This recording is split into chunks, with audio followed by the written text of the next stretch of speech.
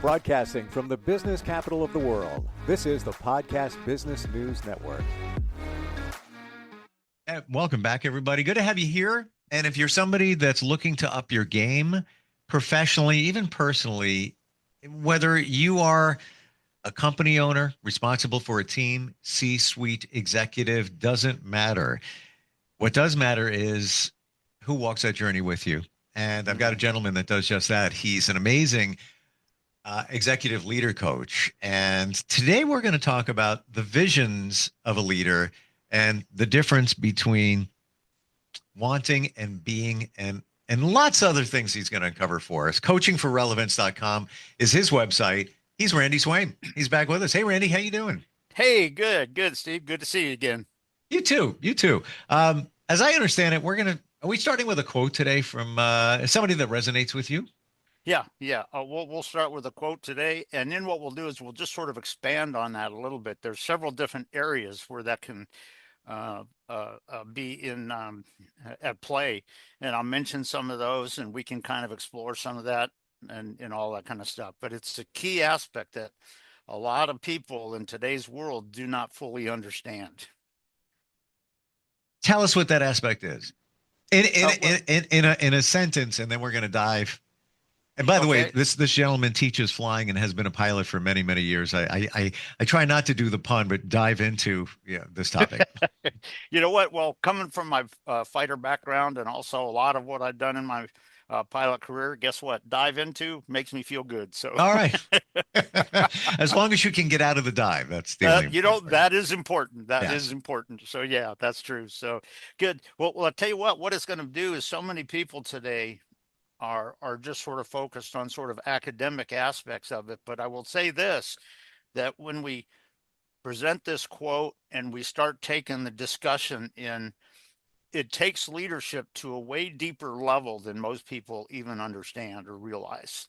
And because so many people in our society today, it's just about, kind of getting this done, kind of thing and all that sort of stuff. But you know what? Being a true leader can be a lot bigger than that and a lot deeper than that. And if you're looking to reach radical success in your organization, and particularly this is very aligned with the organizational maneuverability concept, where you're leading your team in an unpredictable, rapidly changing environment, which doesn't just fit the same all the time, kind of thing. And you're just going to rote academics, answers. That may not be getting you to the results that you want. And so it's not that you want to do things and it's not something that you want to do things illegally or unethically. No, that's not what it is. But it's just, understanding certain aspects of this. And when we kind of dive into it, I think people will get a sense of what it really means. But it's so key when you're talking about, trying to reach radical results with your team in today's environment. And it's something that a lot of people don't fully understand. So we'll kind of mention that and touch on it and discuss it a little bit and let hopefully give the people that are listening some insights to think about and to maybe just process over the next week or whatever, or maybe for the rest of their life. Who knows? Hey, you never know. I'm one of those people that drives in my car and things like pop in my head that were discussed like that day, a month before. It's like, oh, wait a minute. Randy said, what was that quote again? And it just like goes around in my mind. Yep. And you know what? When you look at this quote and kind of where we're going to be talking about today, it's a key aspect. And I think you've heard me say this before, that I've had people ask me when I'm going to retire. And I go, when I take my last breath, because you know what? I'm going to run through the tape. I'm not going to stop. I'm going to run through the tape. And Amen. That's a key picture of this. And I don't want to agree with you just because we're here today. I agree with you. Yeah. I agree. I mean, I don't see people and God bless, God willing, people who are able to retire, call it early. Great for them. But I don't see that. I don't even know that word. Yeah. I don't know what it means. Yep. Well, I'll tell you what, if you want, we'll go ahead and kind of launch into this a little bit, and I'll give you that quote, And then what I'll do is I'll bring some comments to it and everything, and you can bring a thought in or a question in or something, and we can kind of explore some of that together as we go forward. Sure. But just keep in mind, this quote brings a deeper level of understanding and a deeper vision of what true leadership really, truly is. And let me just offer the quote. It comes from a doctor that his name is Dr. Josh Axe. I heard him speak just very recently, just in an interview thing.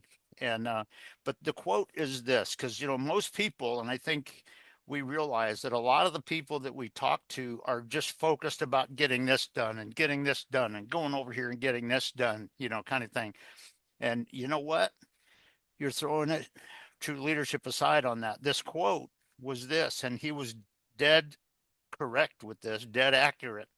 And it's also very aligned with neuroscience of understanding the brain and understanding all of that, but it's also very aligned with my organizational maneuverability concepts. So let me just give you the quote here, and then I'll throw out a few things on it, and we'll kind of explore it a little bit. Sure. But it comes from Dr. Josh Axe. And the quote says this: our focus is on our to-do list, but our focus must also be on our to-be list. And that's what a lot of people don't understand. It's not just about, you doing this today or you doing that today. In a sense, it's who are you becoming? It's, what is it? Because let's face it, when you're talking about leading your teams in today's environment where not everything is rote, academically predictable or whatever, guess what? You all are going to be growing for it. When you're trying to make something be successful and do it right, there's some resistance to it because of the factors involved, because of the unexpected factors that are involved and things of that nature. And if all you're doing is making excuses, you're not getting the job done.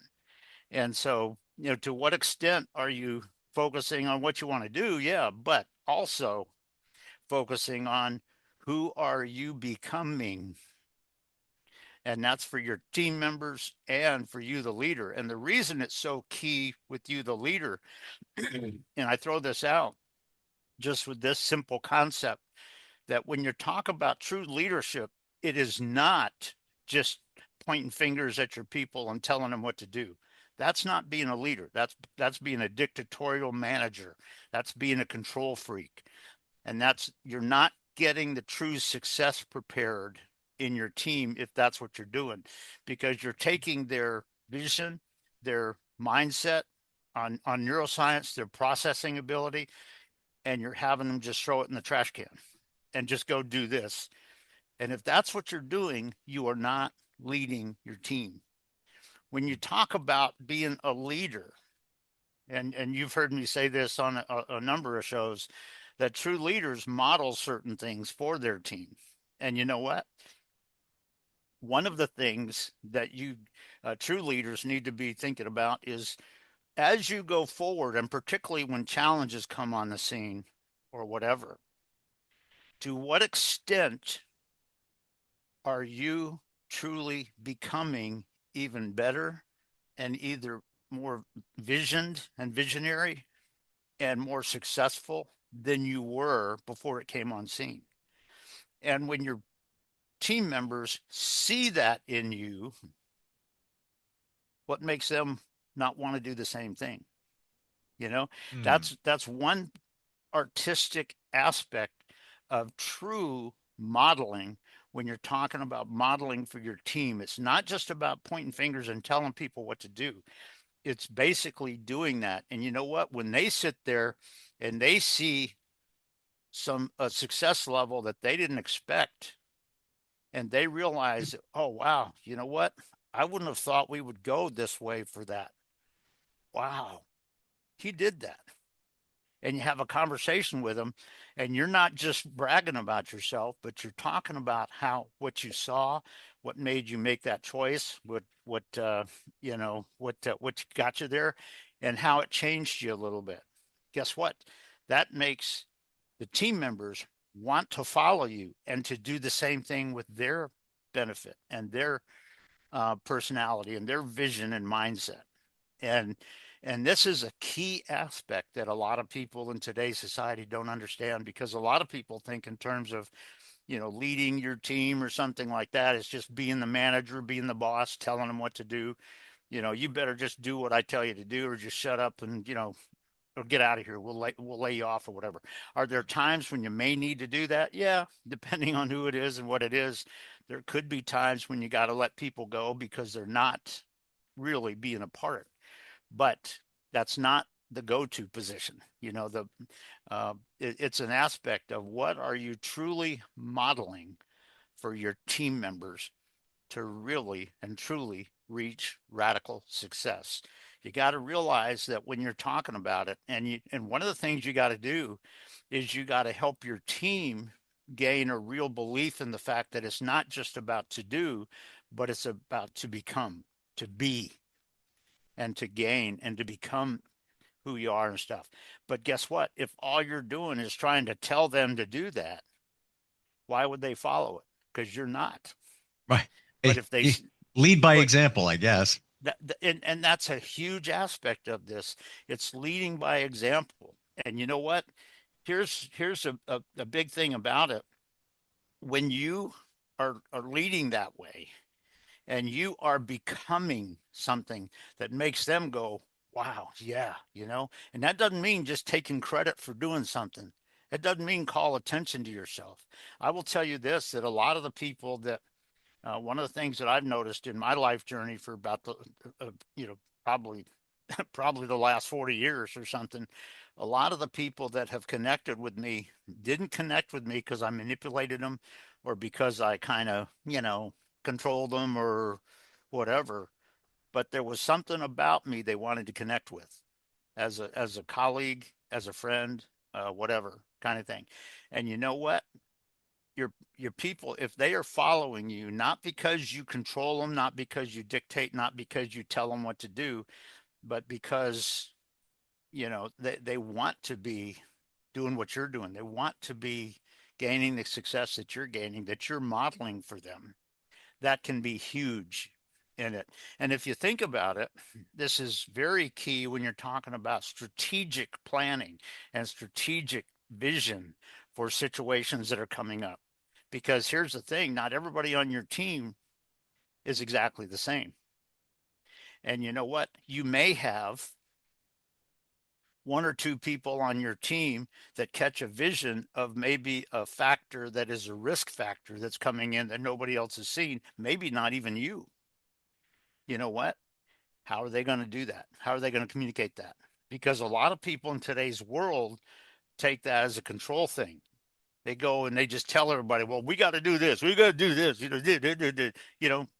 Well, maybe, but you know what? If that's your whole focus, you're playing control freak games. You're not helping your team in a sense. Now, if everybody is aware of that factor and they have come to an aligned, unified, synergistic course and step that they're going to take, but be aware of it to see what it's coming up. You know what? This may be coming on scene. If it is, what are the two things we need to be aware of? Oh, this and that. Okay. What's going to happen if this or that happens? What are we going to do about it? Okay. Okay. So you know what? We're ready just in case. You've planned for contingency aspects in your journey. And that doesn't happen when you're just pointing fingers and focusing on the to-do list. A lot of people, go with their to-do, and you'd be surprised at how many people I have heard, say this and do this. You'd be surprised at how many people have said, well, this is what we're going to do. And if it doesn't work, they just cast blame on everything else on planet Earth. Well, that should have been like this. It should have done this. It should. And you'd be surprised at how many people I've seen do that aspect. And that is not leadership. And so if you're focusing on not just the to do, but the to be, how are you becoming even more?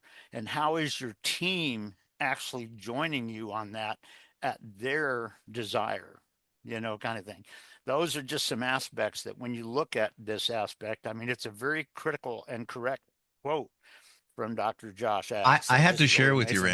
Randy. Go ahead. I wrote it down, and Yeah. I guess ironically, I wrote it down on a post-it note because I'm going to share it with those in my circle. Cool. But I wrote it down on a post-it note where I also write down my my to-do lists. So I think it's kind of funny. There you go.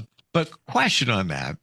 Okay. So we put our focus on our to-be list, Mm-hmm. and you gave an example of somebody situation comes up, and a leader pivots in a certain direction because they're aware of what they're becoming or what they can become because of the situation. Mm-hmm. The to-be part, is that always evolving and always changing on a regular basis because things pop up? Good question. And the short, I'll say this, the short answer to your question is, yep. Because guess what? I'm not exactly the same as I was 10 years ago. Sure. I'm not exactly the same as I was 5 years ago. None of us are. And You so know, it is a process. let's go there for a second. Let's go there for a Yeah, second. it is a process. I agree that I am not the same Mm-hmm. person. Not that there's anything wrong with who I was 5 years ago, but I'm not that person. No, It's a different person. I agree with you. Yeah. And I asked somebody that yesterday. Did a podcast with somebody who is a therapist, and she felt that there's no difference in the last 5 years. I'm like, oh, all right, interesting. Mm-hmm. If I went back 5 years and then looked 5 years before that, I Mm-hmm. might have had that vantage or that view Yeah. that, yeah, I guess I'm the same. I haven't changed, but we, like you said, we all change. It's mostly Mm-hmm. the awareness you have of it.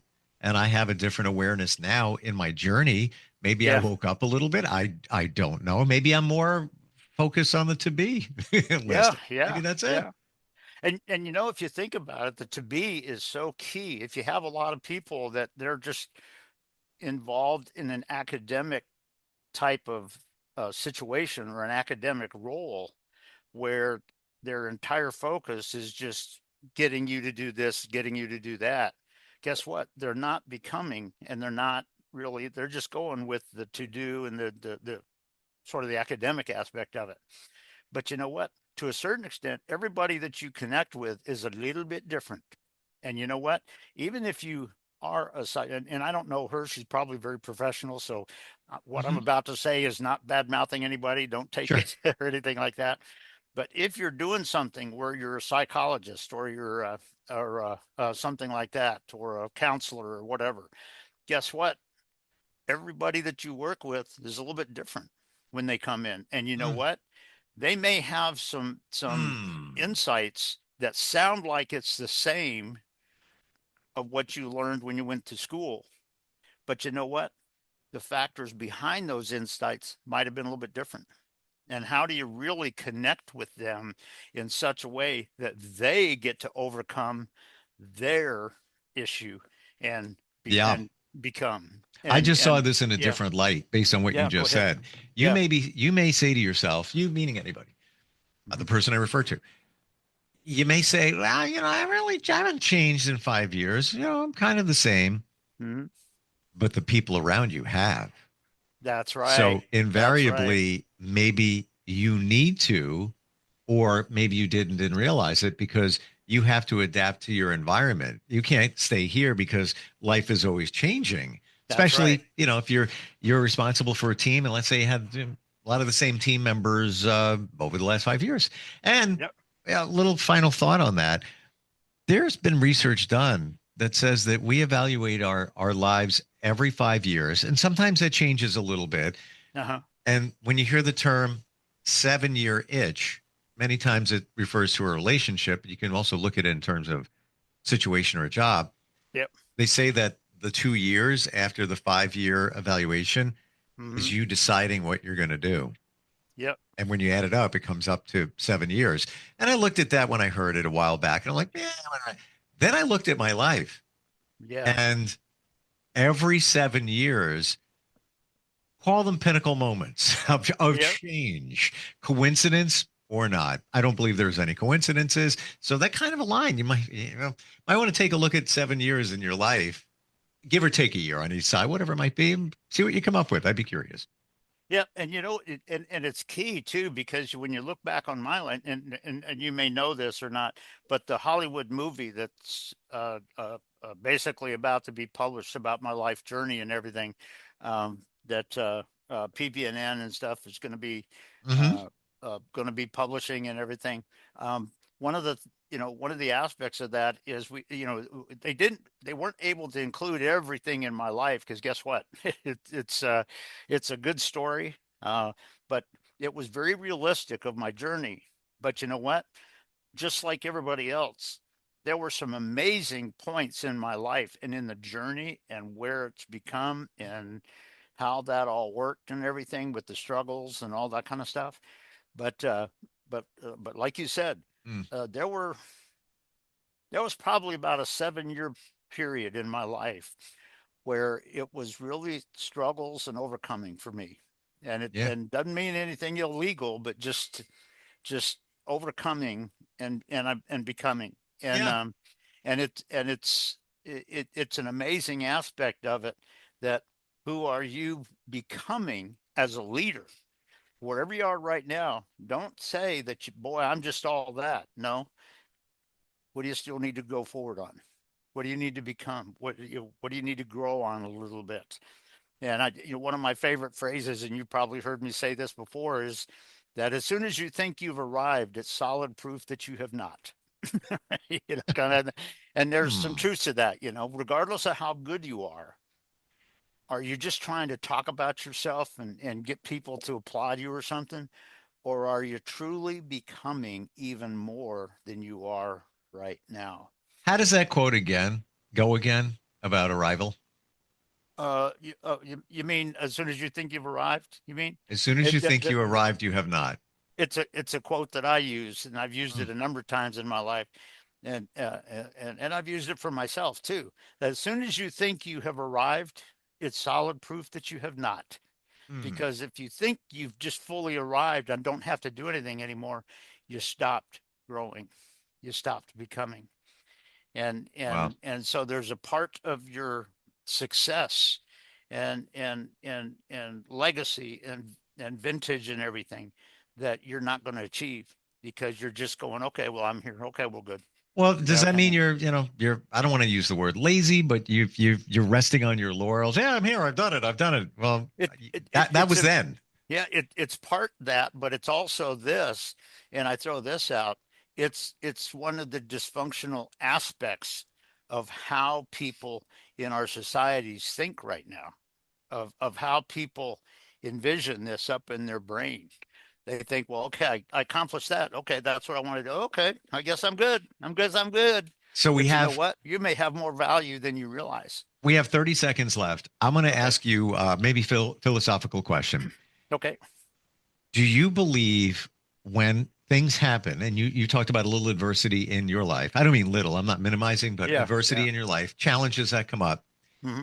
Do you believe that those challenges come our way because we need to learn a lesson? There's something to be learned there. You know what? In my personal vision and view on that, I think yes. I don't think it's just something that's whatever, but it does go sort of the spiritual side of me and Yes, stuff. that's where But you know what? I get you. I I'm going think there. when situations like that come on scene, that's a point for us to be aware of something that we weren't aware of before, and Hmm. see and catch a vision of stepping forward to continue becoming, and putting that aside, making it so that it's not affecting us anymore or whatever, kind of thing.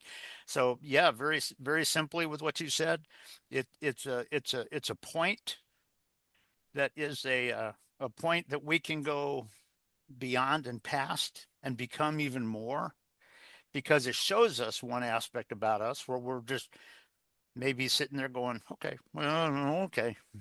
And Mm, if you're doing that, you're not becoming, you're not accomplishing, you're not making a difference. Your legacy is sort of dying a little bit, mm. and all of that. Yeah. And in all of that, these situations we talk about, it sounds to me like there's opportunity in everything. In the face of adversity, something comes up, another chance to be, if you will, take a lesson from it and learn who you are by way of how you got through it. Coachingforrelevance.com is the website. You are the man. Somebody's looking to up their game in terms of leading others, even leading yourself. You know what? And that's a key factor of it. Yeah, we're all CEOs, whether you believe it or not. And we all have potential and find that freedom there. Final question. Got to go. They're flagging us down. Okay. You being a pilot, is the movie Flight Risk on your radar? It opens this weekend. You might, I don't know if it's not, but might want to check it out. It's Mark Wahlberg stars in it. And I just saw an ad for it today. I'm like, I'm watching that. I'm going to see that movie. I may try to find out what I need to do to go see it. So it sounds interesting.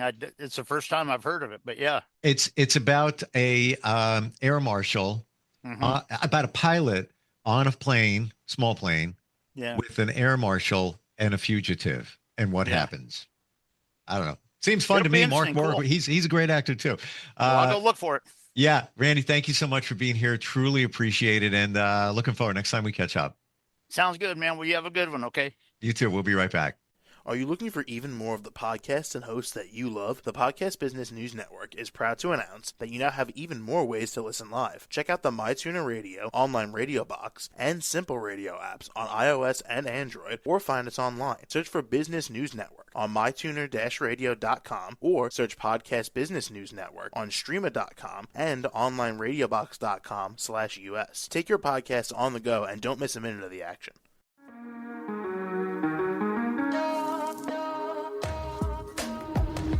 Broadcasting from the business capital of the world, this is the Podcast Business News Network. For nearly 2,000 severely injured veterans, everyday life has become filled with barriers. Day-to-day simple tasks can become pretty daunting. I have to carry my chair up 2 flights of steps or have somebody do it for me. What scares me the most is just the falling. When I'm struggling with my house, I think, to have that one great barrier just knocked down, it's crucial. Home for Our Troops is a wonderful nonprofit that builds a mortgage-free, fully adaptive, handicap-accessible house. And there's no catch. It'll be our very first home that we've ever owned. This is a game changer. This is where your life begins again. We need you to join us in completing this important mission. Please visit hfotusa.org and help build homes and rebuild lives. Because of you, everything's going to be okay.